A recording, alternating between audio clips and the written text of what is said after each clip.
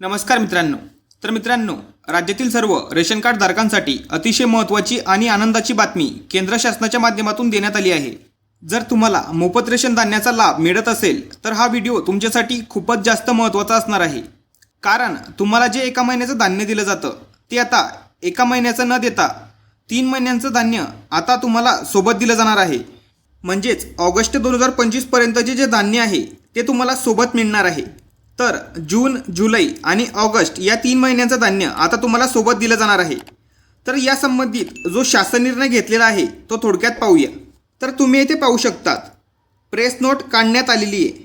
तर राष्ट्रीय अन्न सुरक्षा अधिनियम 2013 अंतर्गत अन्न नागरी पुरवठा व ग्राहक संरक्षण विभागामार्फत अंत्योदय अन्न योजना व प्राधान्य कुटुंब गटातील लाभार्थ्यांना मोफत अन्नधान्य पुरवठा करण्यात येतो।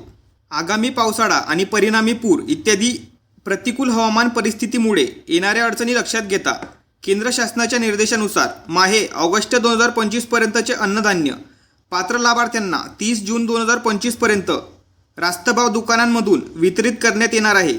अंत्योदय अन्न योजना व प्राधान्य कुटुंब गटातील पात्र लाभार्थ्यांना ऑगस्ट 2025 पर्यंतचे अन्नधान्य तातडीने वितरित करण्याबाबत क्षेत्रीय यंत्रणेस सूचना देण्यात आलेल्या आहेत।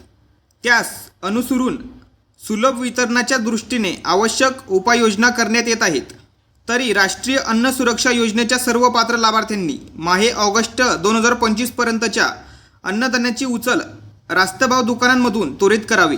तर अशा प्रकारे ऑगस्ट 2025 पर्यंतचे धान्य 30 जूनपर्यंत लवकरात लवकर घेण्याचे निर्देश अन्न नागरी पुरवठा व ग्राहक संरक्षण विभागामार्फत देण्यात आले आहेत।